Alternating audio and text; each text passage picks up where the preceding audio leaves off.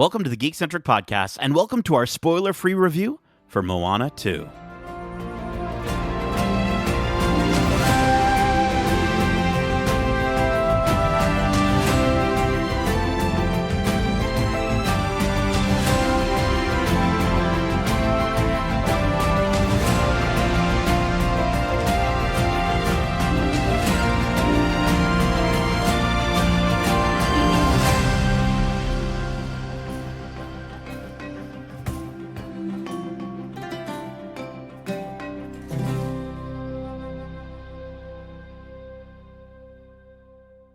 Welcome to the Geekcentric podcast. My name is Nate, and this is our spoiler-free review for Walt Disney Animation Studios' Moana 2. An ocean-sized thanks, as always, to our wonderful friends at Disney Studios Canada for inviting us to see the film early for review.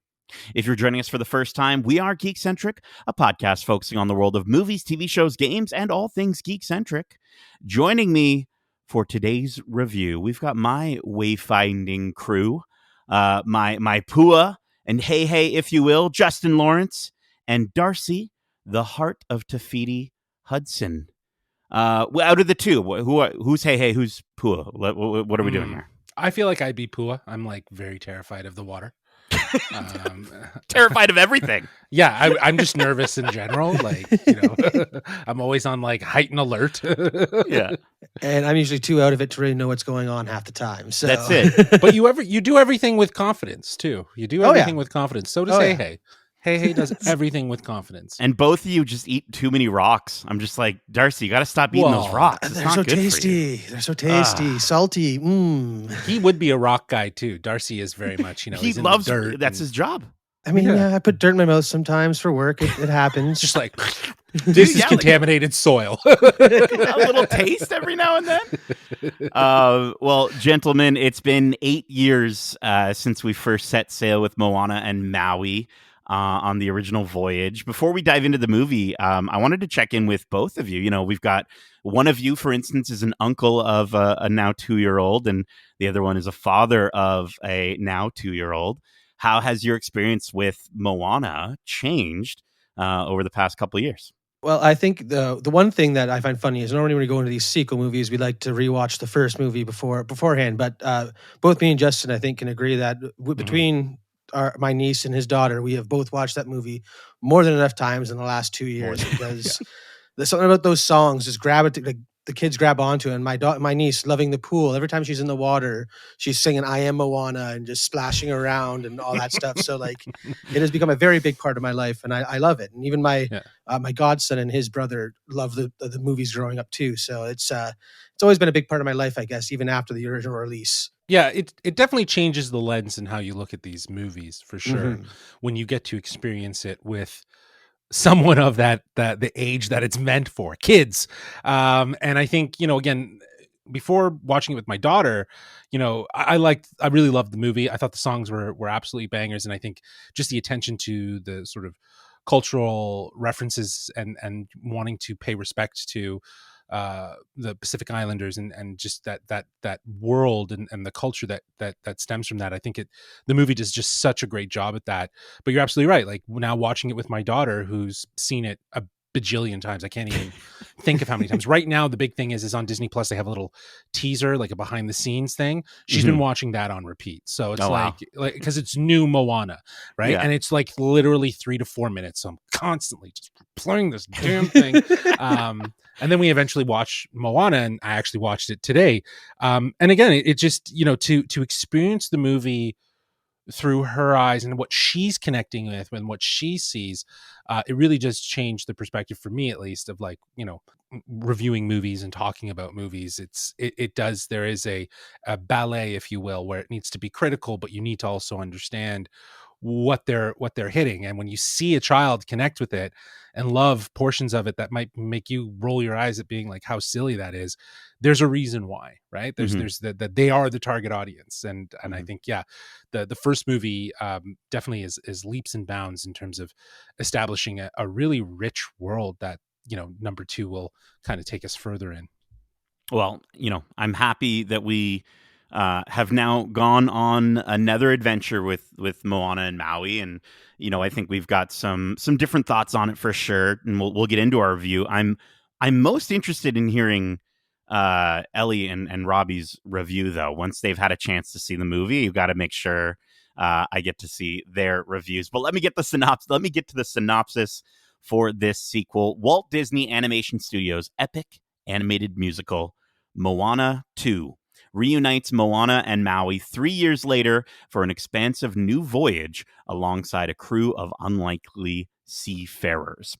After receiving an unexpected call from her wayfinding ancestors, Moana must journey to the far seas of Oceania and into dangerous, long-lost waters for an adventure unlike anything she's ever faced.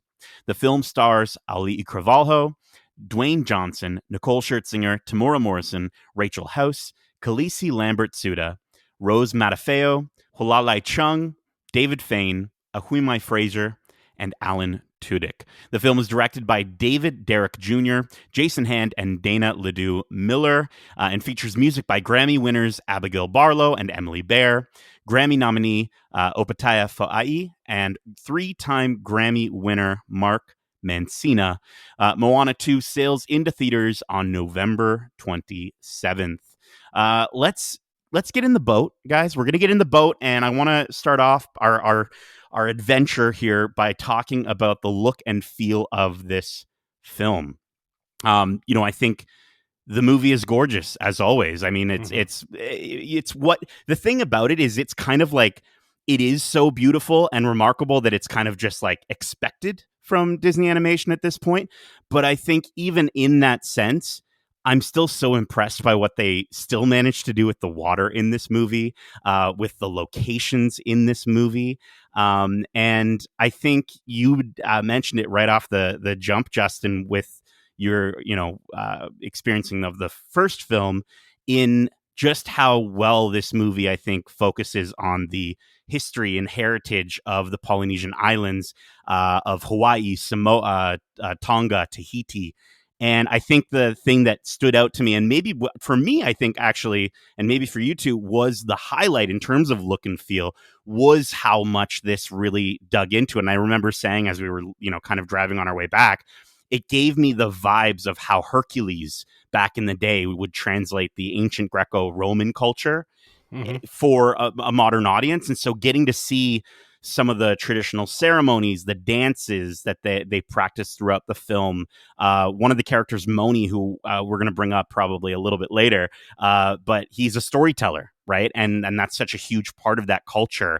And he creates these, they're called bark cloths or tapa, that he has like sort of his fan fiction on, but he also creates stories of gods and demigods and legends, and he shares it with the kids. And I think the focus on that and having that sort of as a touch point throughout the entirety of the film made me really happy and actually got me really interested in learning more about this culture. And I think that's huge. If that can do that for me, that's awesome that it could do that for kids as well coming into this film.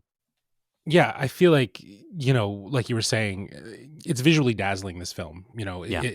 It stays true to the stunning animations and the style of the original film, which again, you could say is kind of like the style is very archetypal to what Disney has done across the board, the look of their characters and so on. But there is something very unique to the way they've designed the characters in Moana. Like you mentioned, the ocean, it feels alive, and the things that we see, it's breathtaking. The landscapes are gorgeous. The color palette is extremely vibrant. But I think you nailed it. That's the best part, that they continued from the first film into the second film, was this hyper focus on living and breathing the Pacific Island culture in this movie and seeing it. Like it feels so different from the other Disney films that culturally appropriate elements and sort of change them to to make them a little more Western, like you were mentioning with the Greek myths. But that's myths, right? Like there's stories, and they can go that distance. But Aladdin's been See what you did criticized. there. Mulan's been criticized as well, Yeah. in a lot of ways for misappropriating culture. And we've seen Disney kind of backpedal on that. Here, it feels like they're respecting it. They're bringing all the right elements in to tell this story from a real, honest place. And I think that is what worked for me the most out of this. However, if we were going to talk about like look and feel, and maybe this might fit in story, the structure feels very similar to the last movie in terms of how it is. I don't know. It felt like they kind of kept it a little more tamed versus the first film on that, but it might have been to focus more on the interpersonal portions of it, the idea of connectivity, community, cultural representation, and how culture fits into all of that. So it's something that still resonates in a lot of ways. Yeah, again, like you guys said, it's Disney, and by this point, we know that Disney will make something that looks great. So you don't really need to talk about that. It's to be expected at this point. But again, the fact that they use the history of the Polynesian cultures to tell this story is one of the most breathtaking things that Disney can do, because it is, again, paying so much respect to how these people live their lives and how they spread across the ocean. And now we're telling a story that kids can get involved and learn about history in this fun and colorful way. So it's a really cool way to, again, explore these cultures while staying true to Disney and true to the people. So it's, again, beautiful marriage of those two things. So I really enjoyed that part. Yeah, I think the interesting thing though for this, and this is where I kind of I'm a little torn on, and I'm sad to say it, is the music. I kind of feel like there's moments where my toes are tapping, my head is nodding, but I can't remember too much of it. However, I can remember how I felt when hearing the traditional song. There's a moment where there's sort of a ceremony happening, right? And Opatai Foai, who wrote the traditional music that's used, I thought did a gorgeous job. I guess all the and that's the one part where I was just like, wow, I can feel that in that moment. I just think that outside of sort of the songs that maybe if you're listening to this and you haven't seen the movie, that you might have already heard, showcase that they've released from like the sort of the two main songs that Auli'i Cravalho, again, phenomenal voice, phenomenal singer, phenomenal performer, but it's just, it doesn't hit on that same level that we got from the first film, and in a movie that, again, we might talk about later with the story, structurally and almost even in its dialogue, consistently reminds you of your experience with the first film. You're then getting sort of slapped in the face with these songs that just don't reach that same height. And it's unfortunate, because I wanted to come out of this with like humming at least one of the songs, kind of getting it stuck in my head, like How Far I'll Go. And it just never got there. Yeah, I have to agree with you there. I mean, thinking back to the last Disney sequel that we were graced with being Frozen 2, I came out of that movie with very similar feelings about the soundtrack, in that I can tell they're great songs and I respect the writing and stuff like that, but there's nothing that's that instant Disney earworm where you'll be singing and hearing in the parks throughout, for the next decade or so. And nothing really jumped out from this movie like that first movie did. Like I said, there are so many songs in that first one that just put them on their own, and you instantly transported back to that first time watching the movie and the colorful scenes that are being portrayed in front of you. And these songs just fell flat for me in some of the ways. And again, I'm sure a lot of people out there will like them, and I'm sure, like Frozen 2, the more I listen to them, the more I will grow to like them. But there's nothing about that instant connectivity that first movie had, that just grips you by the music and takes you along this ride. It's just it bogs it down almost, and which is weird because it is still really good music, and there are moments when I did get tingles listening to it and I was feeling the emotion, but it wasn't that memorable stuff that we had from the first one, which was a bit of a disappointment. Yeah, Lynn was missed for sure. Yeah. You know what, Nate, you called it out though. Like, I think the work that Opatai did with this soundtrack is the best part. I think those cultural touch points through the movie are accentuated by his music and that score that we hear. And I really did appreciate the fact that, you know, the musical numbers weaved in that music as well. However, I do feel like, to the point of what you guys are saying, the songs themselves just weren't memorable, and it's not against anything that the artists have done. I think it's just it's big shoes or big boats to fill, if you will, when you're coming up against Moana 1, which every song was a banger. Like Yeah. that was like the first time I had really paid attention to just how the song structures of the fit into the narrative.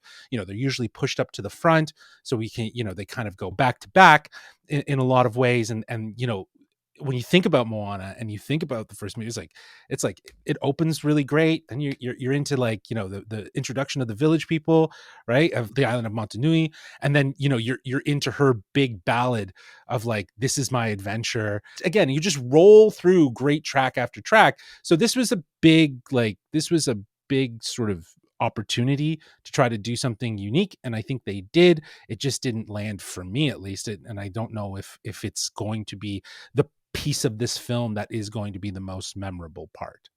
Well, and I think, you know, we're huge park goers. We go to the parks multiple times a year. I wish I could go as many times as Darcy gets to go. But I will say, I will say, though, I don't expect to hear any of these songs, unfortunately, during a big fireworks celebration. Do you know what I mean? Like, Yeah, I don't, but don't they will pump them through the parks, because for now. No, I think they still will, But in the 5 years Moana from portion now, in Epcot.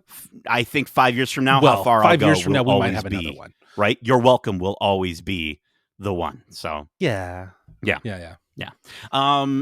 But let's talk about, you know, obviously we talked about, I mentioned Auli'i Cravalho, you know, her incredible singing voice is back. Oh, so I think good. she's back. She and did I crush. wanna, By the way, she did crush those songs. Like, Oh yeah, she 100%. absolutely Absolutely. killed it. Like, she Yeah. just, again, it's incredible to hear the vocal range that she has in those songs. It's just incredible to hear. Yeah, we're all very blessed to have her in these movies, and Disney's very blessed to have her. But I think let's kind of get into maybe her performance in this movie. You know, just in terms of her character of Moana. I like that we're getting a Moana that, like, instantly she's so much more capable. She's so much more confident. She is. I literally wrote down just skills with a capital Z at the end, because she is so damn cool and skilled in this movie, in her combat ability, the way she moves, the way she you know, just traverses through some of these, you know, whether it be on the island or on a boat or what have you. And she's also just, you can tell that this is her second rodeo, right? You can tell that she is, you know, very much the wayfinder that she was always meant to be. And I love that. And I also think that the movie does a good job at showcasing it. It doesn't do what a lot of, I think, sequels and even Disney sequels do, of just saying, okay, well, that's now how capable and how confident she is. We still do get to see, and I think as a message for kids, moments of her kind of having to take a step back, her doubting herself. And I think that's awesome. And I love that how natural I think Ali'i was able to perform those moments, where it didn't really feel like voice acting at any point in time in this movie. Yeah. It just felt like a really wonderful performance, and I just wanted to give her kudos for that.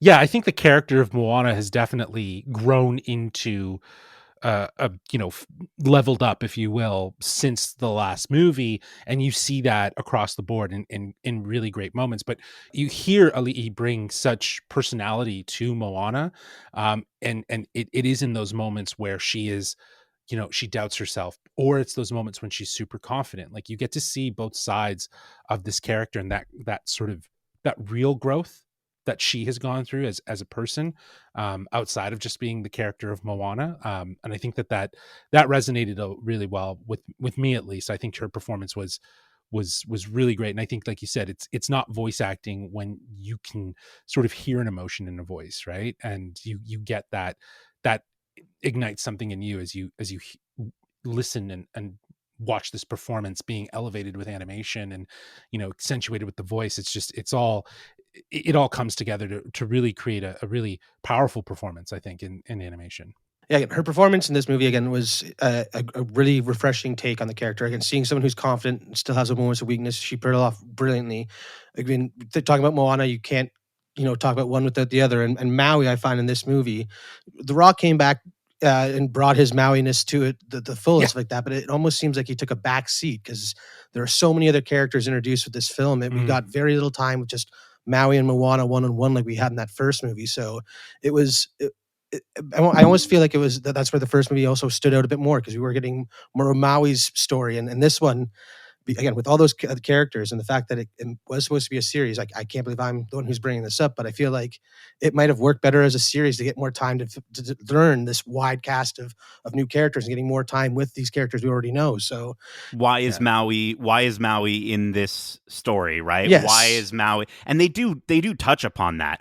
I think just and you know what, we'll definitely dive back into that for sure, but I just wanted to highlight in terms of just some positives with Maui's and his character. You're absolutely right. This is the Maui we know and love. I think I just said highlights, but I'm going to quickly just say one thing. I was, again, he can't, like, Dwayne Johnson is not necessarily a singer, and that's fine. I think he does a good enough job, and I think You're Welcome was excellent.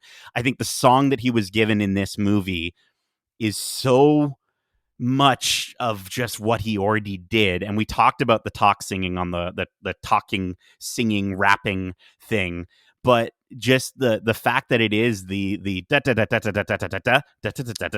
part of the song. That's the part of the song. But it just is one of those things, Justin, where again, this movie is consistently making me feel like I want to watch Moana.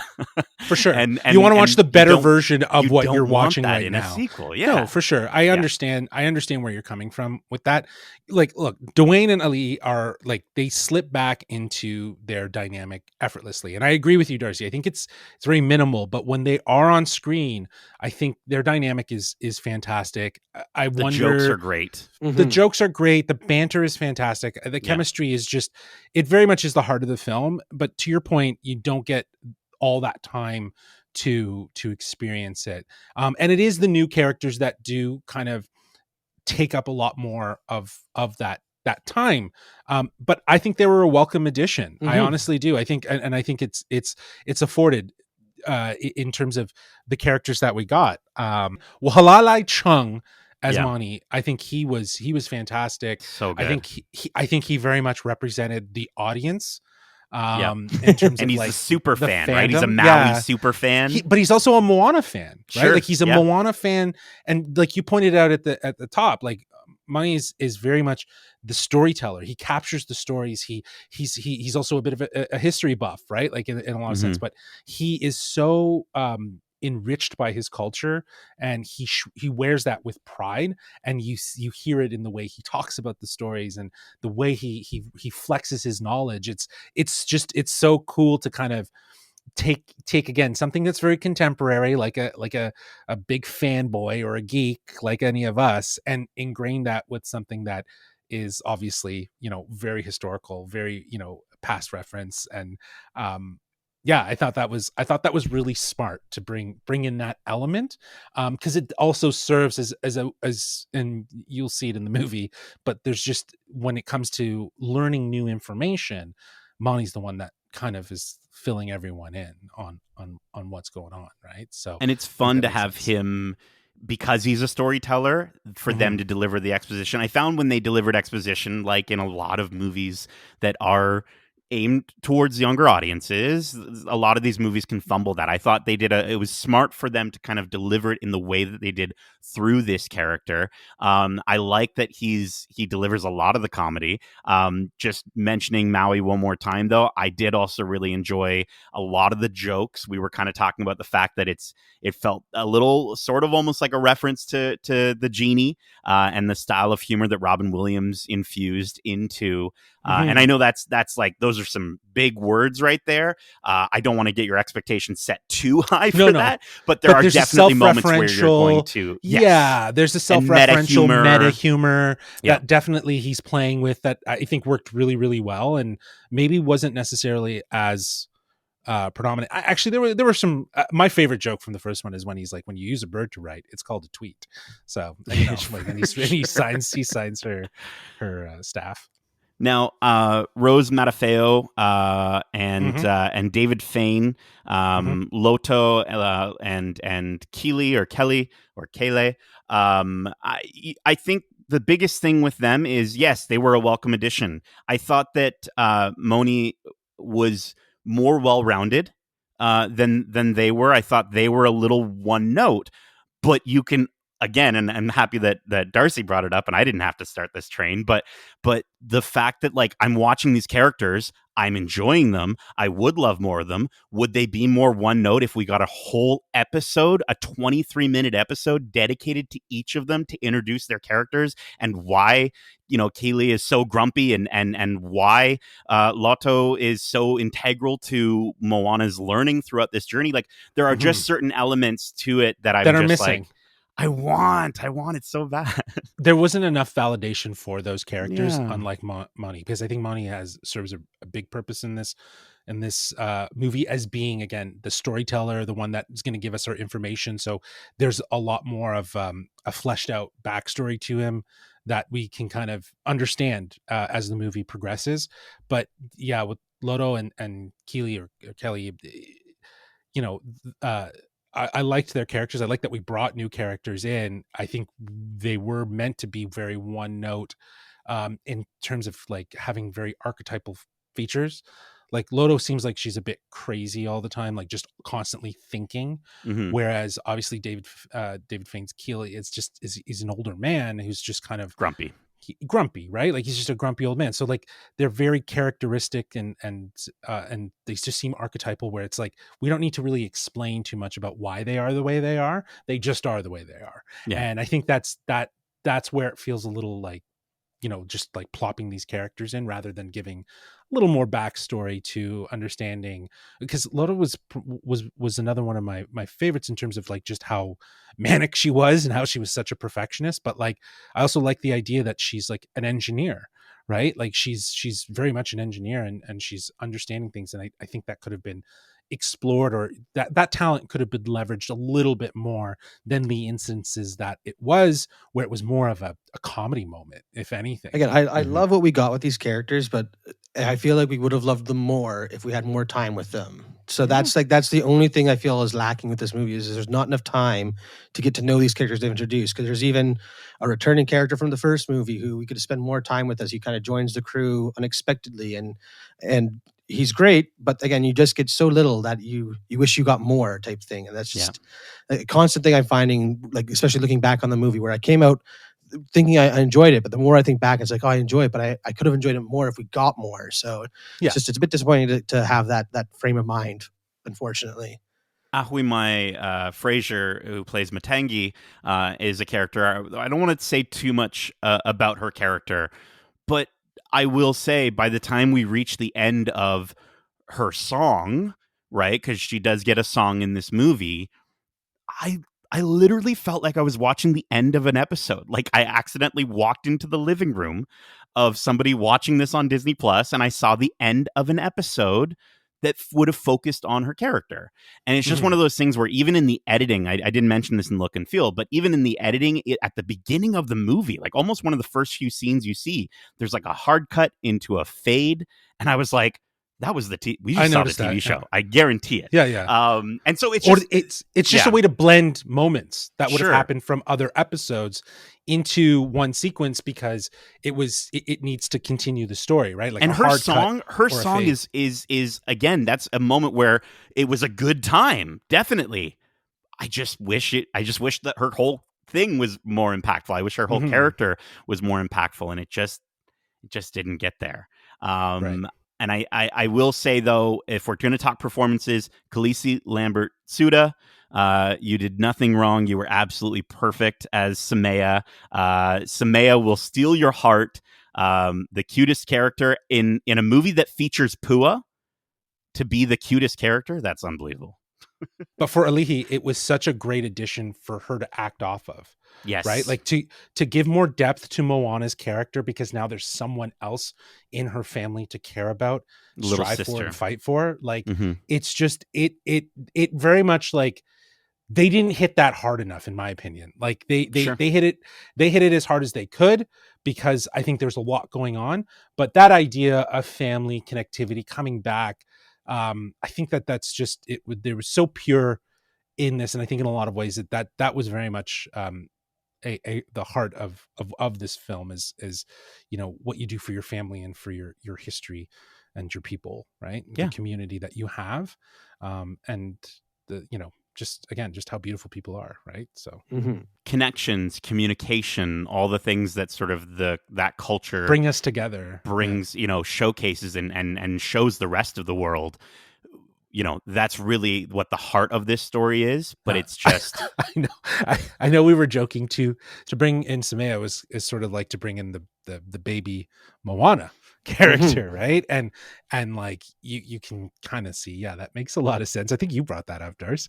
And it's just like it makes total sense. But to actually make her important and integral to Moana's journey and her growth as a character, I think that was really impactful.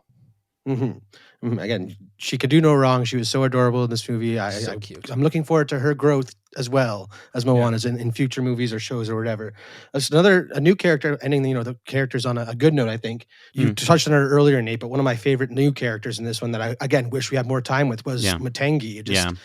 After leaving the film, I brought up just the way that she brings this character to life, so loud and large. It's almost like they combined Megara and Hades. They gave like the sass of Megara and just the quick wittedness of Hades. Just the way she moves around the screen was reminiscent of Hades, and I just loved every second she was on there. And again, can't wait for more from her story if we get more, because again, there is supposedly Moana 3, but what they're going to focus on is beyond me. So I hope we get more.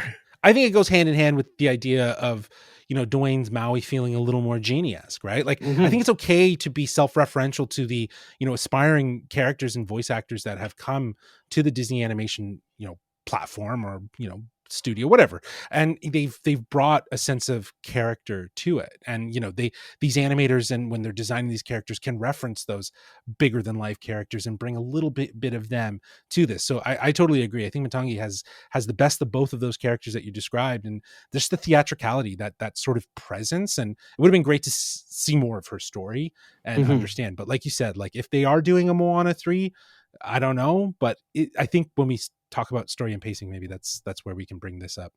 Well, why don't we just do that, okay? Pua, like Pua, you just fell right into story and pacing.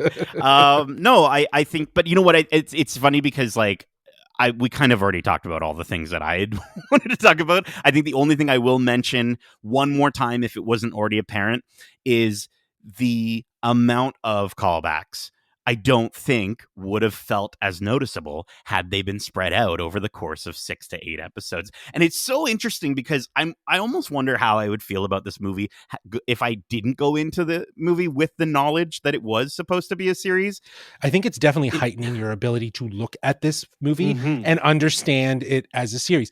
For me, I actually don't think that's the problem with it, right? Like I think what they did is they took what they were probably going to do, or I imagine they didn't build out the full set of episodes, right? And it's not like they had them all and they were like, oh well, now we got to cut this down and turn it into a movie. I think they had the pieces for a show, and then they decided to condense it, right? I don't think that's just tough. It is tough. 100 minutes. It does show. I entirely agree with you that it shows based on the things that are missing and the things that aren't there. Because if this wasn't necessarily supposed to be Moana 2 and it was a Moana series, then there was obviously going to be a season 2. So that's why we're probably going to be getting a Moana 3 that will fill in what feels like it's missing. Honestly, or make the series then. Like, actually do it, Disney. Yeah. Well, but I think after the success that this movie will have, I think this is going to be a big win for Disney this weekend with Thanksgiving and everything. And I think it's going to hit Moana is destined for the theaters. And just like Frozen is. So I think that it's going to hit home the importance of what the Moana has in the Disney framework of storytelling. But I think, to your point, I think the story does lean a little too heavily on the structure of the original movie. And I think that's what they did. They took what they had and then they looked at the movie and they restructured it to fit sort of the beats of it. And we were talking about this on the way. It kind of makes sense because we see a lot of kids movies that will follow the same structural outlines as other films, even with the placement of music, because it's to get kids sucked in earlier. Like the reason why all those songs in Moana are back to back to back is to get the kids into it. It's to get the vibe going, the energy, right? And I think that can very much be said about this film. And I think that's the most apparent part for me that kind of takes me out, is that it's just like, okay, there's a song now.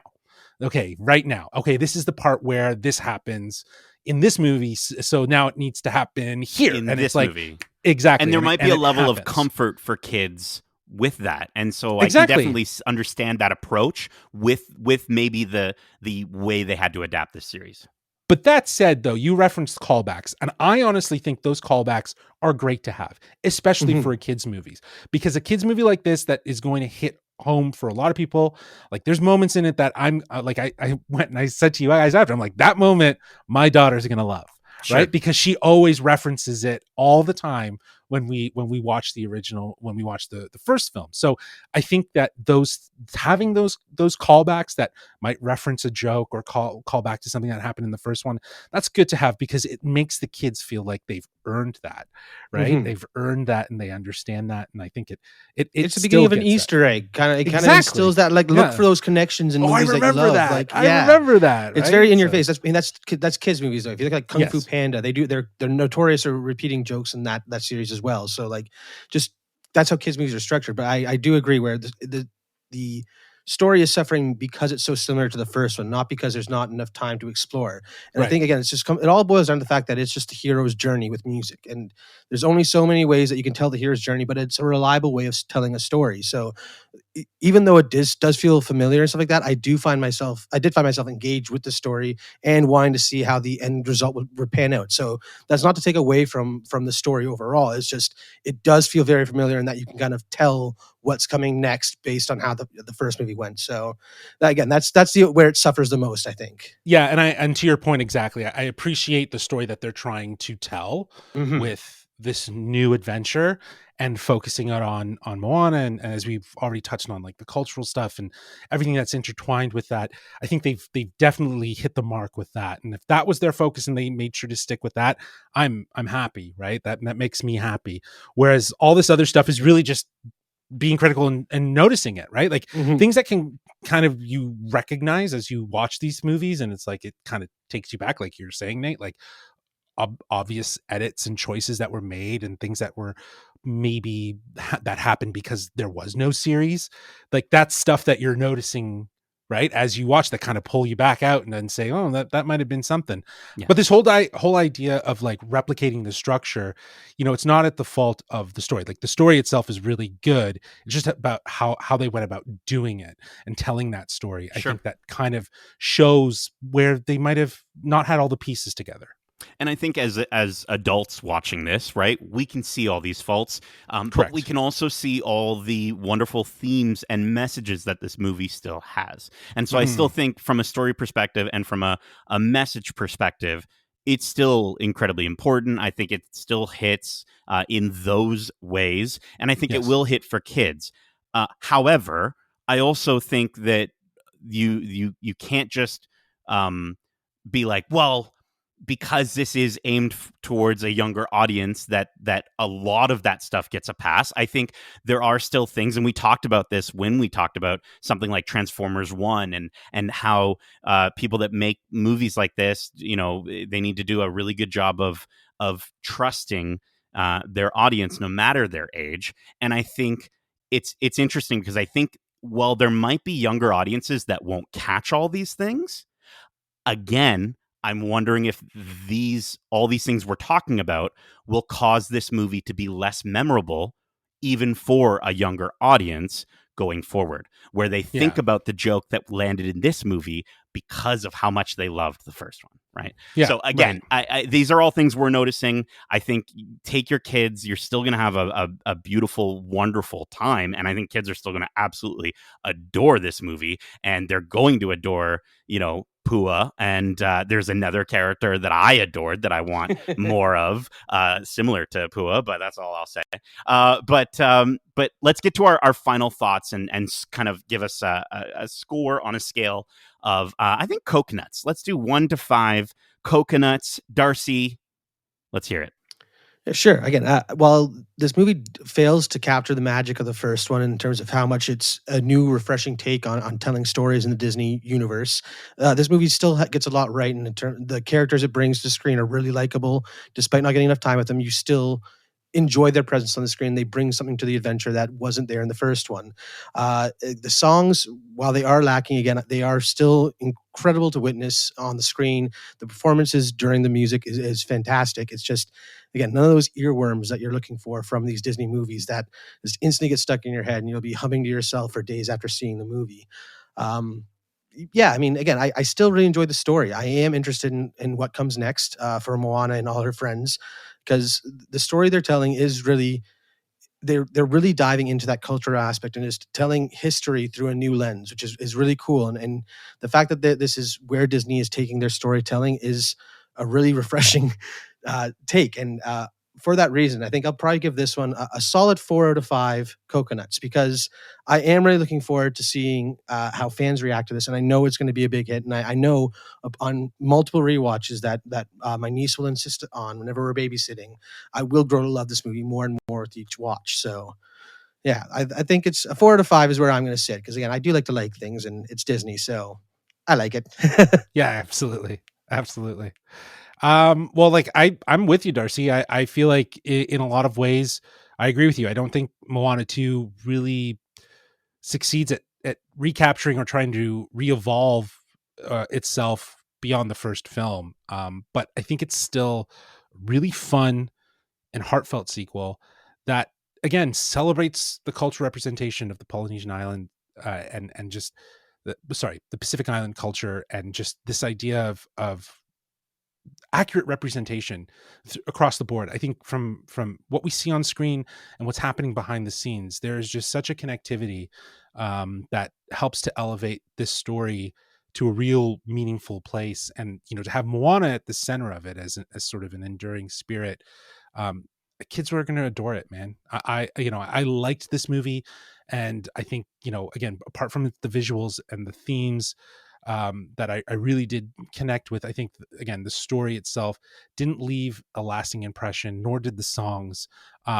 So for that reason, I'm going to give it a 3.5 out of 5 coconuts. And I think you're absolutely right, Darcy. I think it's upon rewatch with my daughter, who's probably going to want to watch this movie over and over again, I will probably pick things and see things that make me appreciate it in a different light each time.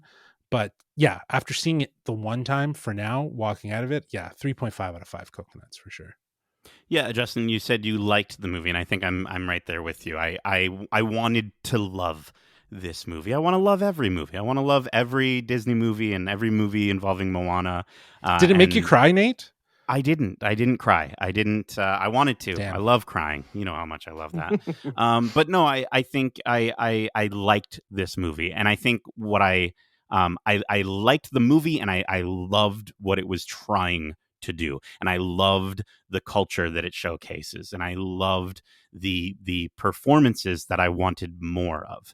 I think again, I this entire review and since coming out of this movie, I'm yearning for a version of this story that isn't 100 minutes long. I'm yearning for a version that lets us really dig into what I think they really did want to dig into, and had to, as you said, adapt into this all too maybe over familiar version or stories of the story structure.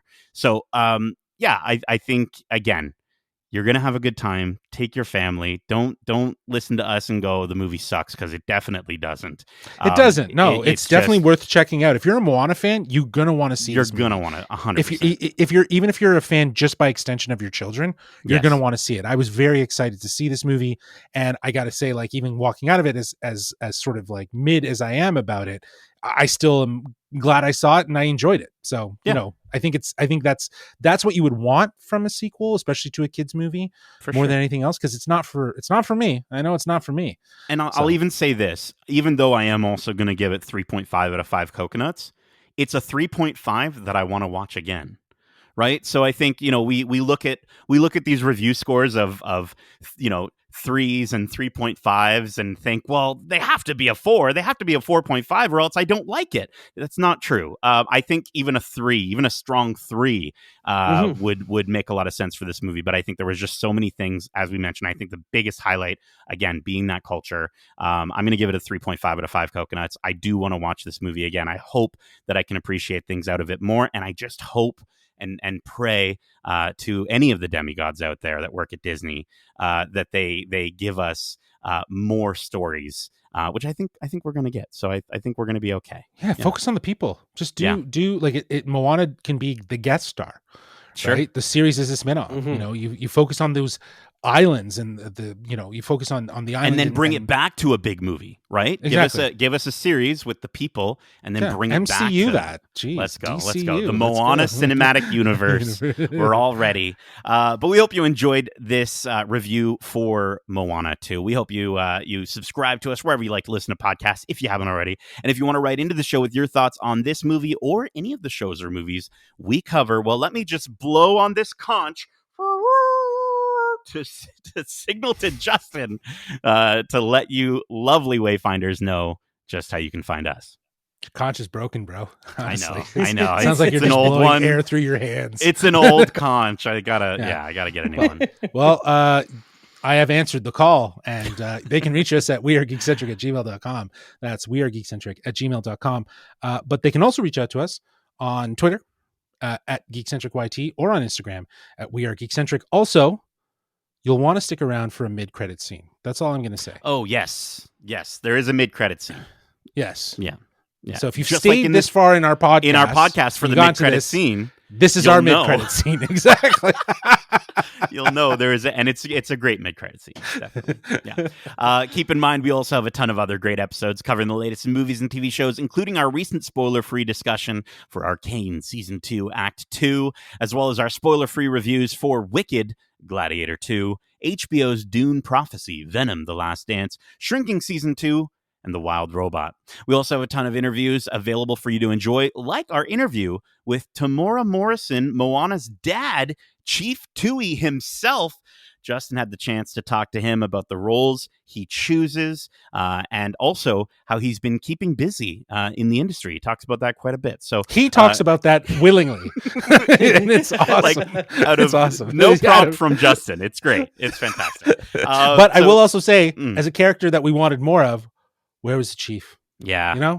I could have used Chief more was there. Tui. I could have used him. He seemed so loving, and and he actually got to sing in this movie. He did get to sing in this movie. He did. We heard some lines. Yeah. So it's good for tomorrow. But check out that interview available on your podcast service of choice or over on YouTube at youtube.com/geekcentric. We are quickly moving into the cold. Now that we are off the island, we're moving into the cold but cozy geek winter. So, we got some stuff to keep you warm throughout the holidays, like our thoughts on Star Wars Skeleton Crew and maybe some interviews with some folks from that very series, as well as coverage of all the geeky things that keep popping up. They keep showing up. There's this, I think we got all our plans laid out, and then all of a sudden, no, this is coming out in December. This is coming out in December. So, we never know what's going to happen.